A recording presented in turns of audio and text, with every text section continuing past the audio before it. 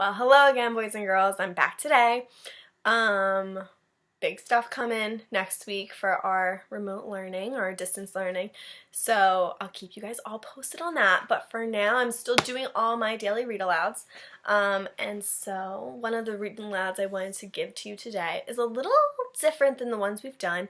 I thought about throwing in some sprinkled social studies topics for you today, and maybe a little STEM project that we can do at home. So one of the books that I really wanted to read to you is actually one of my favorites.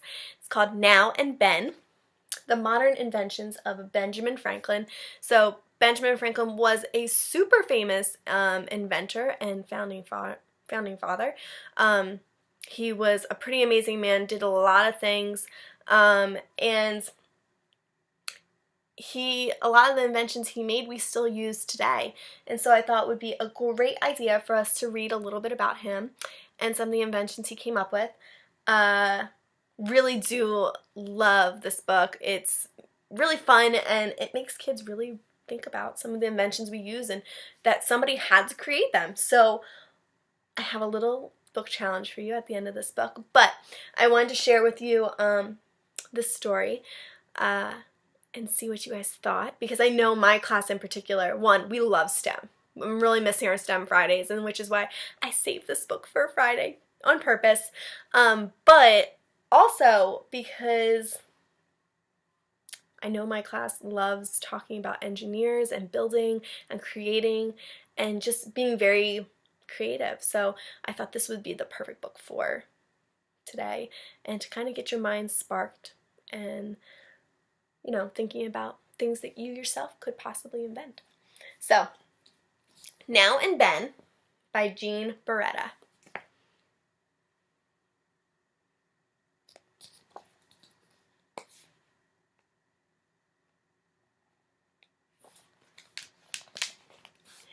Now and then, we think about Ben, Dr. Benjamin Franklin to be precise, and we think about his many inventions he originated more than 200 years ago. So he has been in the game a long time. And even if you look at these little stones on the ground, it says all the things that he was good at, things he excelled in. So diplomat, statesman, traveler, inventor, philosopher, humanitarian, cartoonist, scientist, humorist, postmaster, musician, printer, and a writer. So he did quite a bit of things. He was a jack of all trades, as they say. And then this is his family. This is his wife, Deborah, one of his sons, Francis, his son, William, and then his daughter, Sally. So he was a family man, too.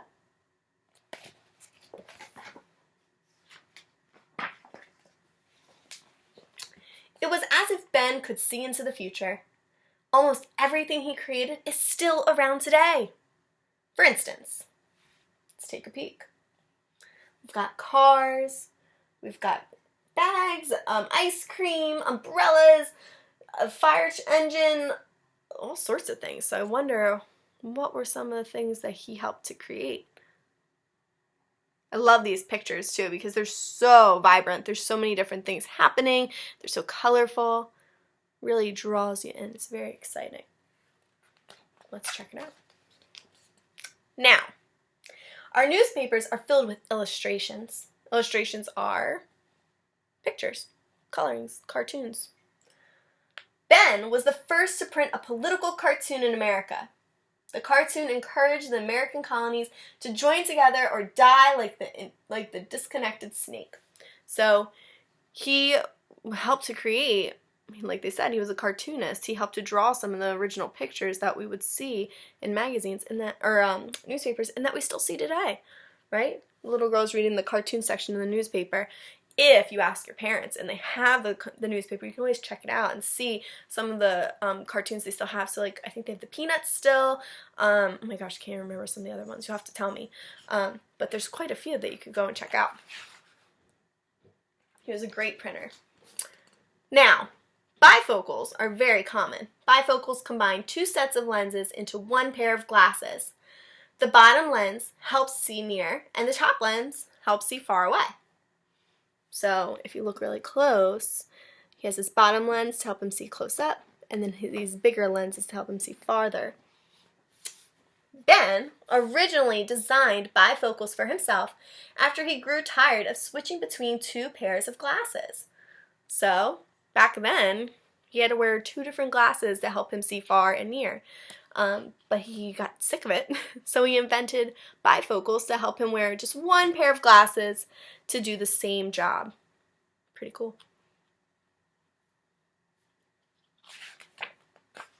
Definitely a smart invention.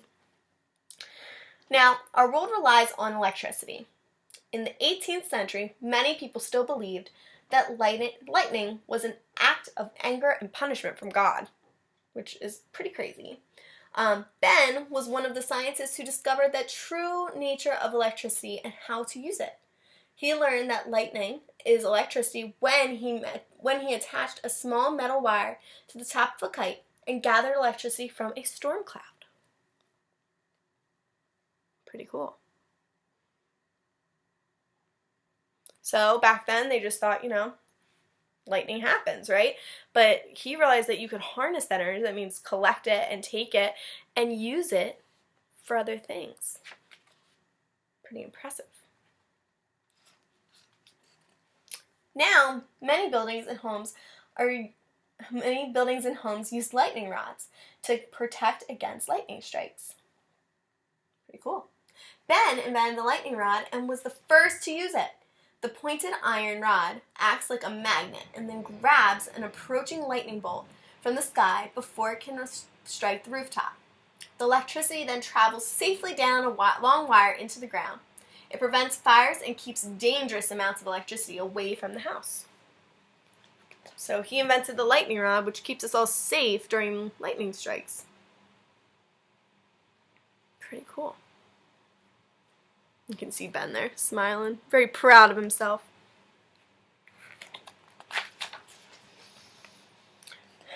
Now this gadget goes by many names, such as the grabber.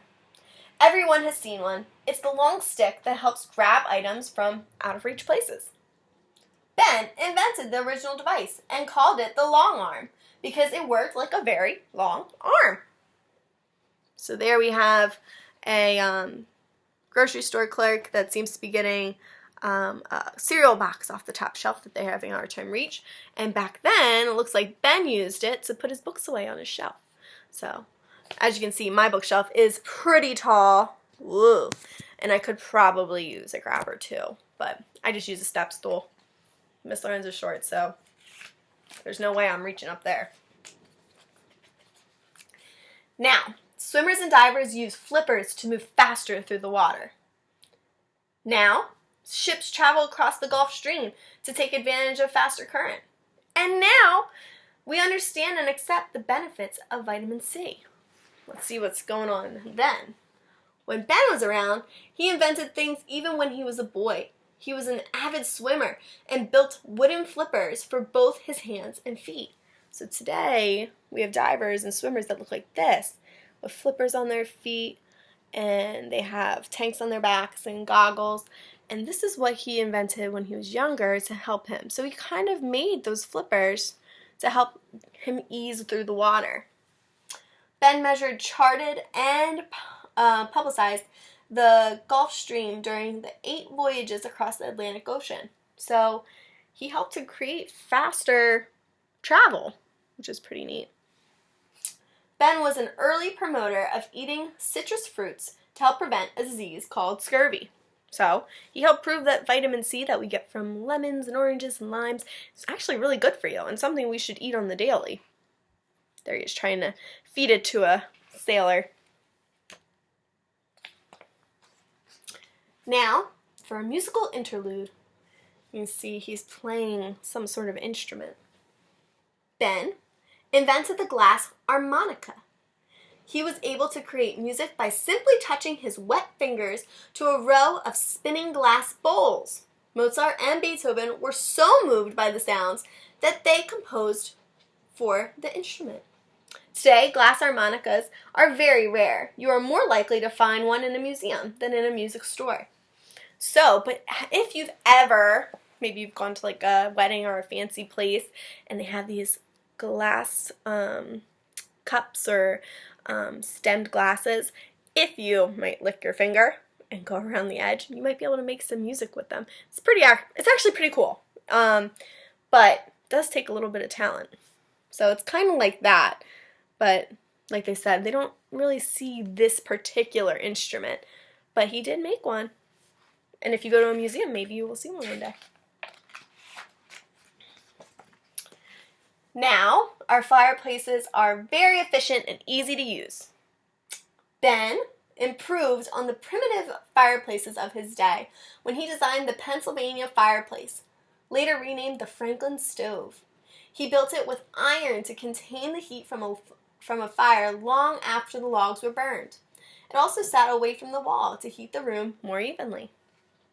The smoke ventilation was not perfect, but later inventors improved it. Before Ben's fireplace, indoor smoke could be suffocating. So he helped to make fireplaces safe for everyone, right? Because all that smoke that comes out of a fire is not good for you to breathe in. So it helped to ventilate it, which means push it through and make it a little bit safer for everybody. Now they look like that today, where we can roast our marshmallows or put some logs on the fire and not have to worry about inhaling all that smoke. Now, chairs come in all shapes and sizes. Ben designed 2 chairs that are still very useful. The writing chair combined a desk and a chair into one, which you might end up using one day, right? We don't use it right now in our classroom, but in other schools and maybe in other buildings, they do. The library chair was a combination of a chair and a stepladder. So this one actually allowed you to maybe get up on that high shelf like Miss Lorenz was talking about, but also sit in it if you need to. Now, everyone has seen a rocking chair, but not many have seen Dr. Franklin's rocking chairs. Ben invented one rocking chair with a fan on top and one that churned butter. So he had a little fan that would wave him, make him feel cool. And then he had another one that I guess as he rocked, it would help mix butter up. It's pretty crazy.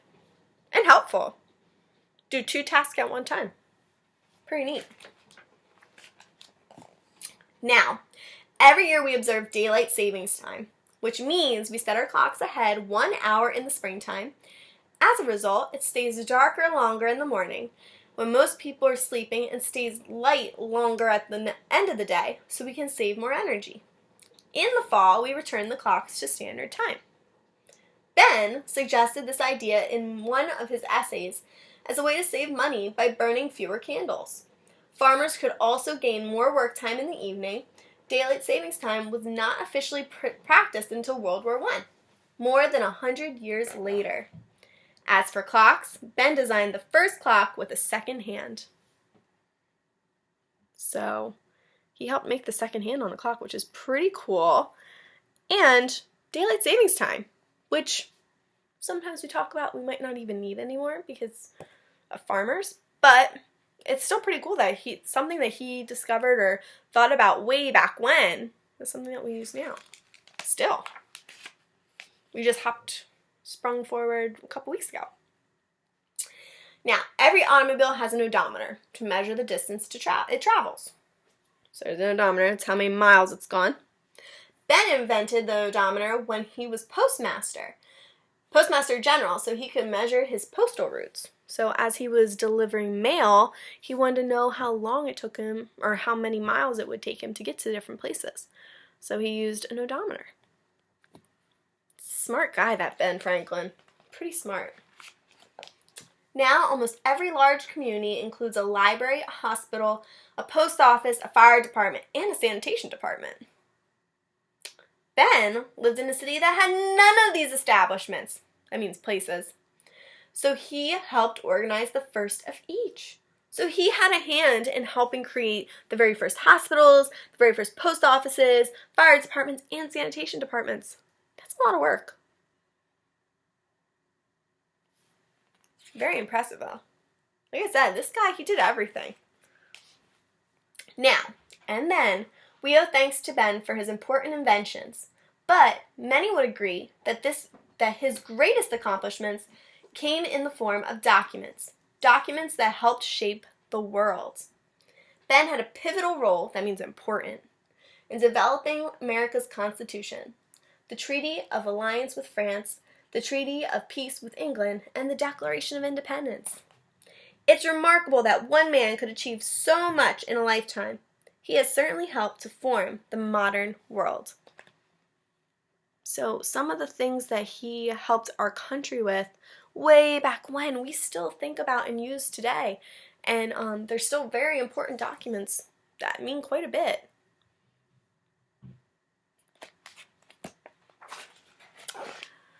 Will his contributions help to form the future?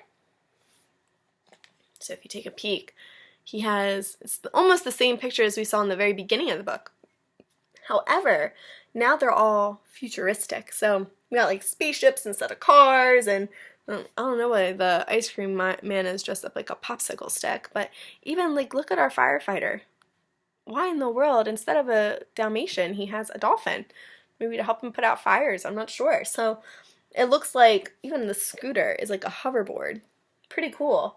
So they're saying that maybe some of the things that he helped develop way back when that we still use today will help to create even more things for our future. Bet Ben didn't expect that to happen. The end.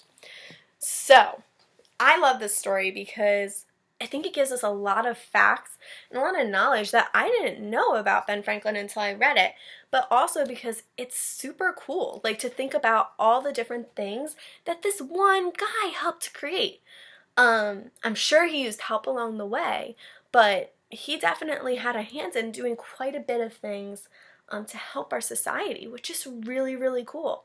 So for your book challenge today, if you're up for the challenge, since it is STEM Friday, my suggestion to you would be to come up with your very own invention. You can think of the most crazy thing, a hair dryer that does your hair automatically for you. You don't have to move it or anything.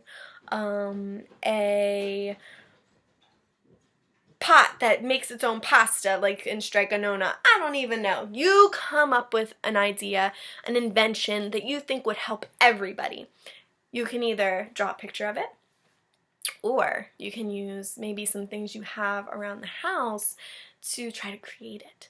That means paper towel rolls, that means cardboard boxes, that means cereal boxes, that means glue, tape, crayons, markers, whatever you can come up with, and try to create your own invention, and then maybe send me a little video or maybe email me what you created. I'd love to see all the crazy cool ideas that you guys would come up with. I can already guess what some of you guys will decide on, because we have some pretty outside the box thinking kindergartners in our classroom. So I'm excited to see what you guys come up with. I hope you enjoyed this story today. I know I love Now and Ben. It's a great book that I enjoy quite a bit, so I hope you enjoyed it too, and I will see you guys on Monday for another Read Aloud. Alright, have a great one and enjoy your weekend. Bye guys!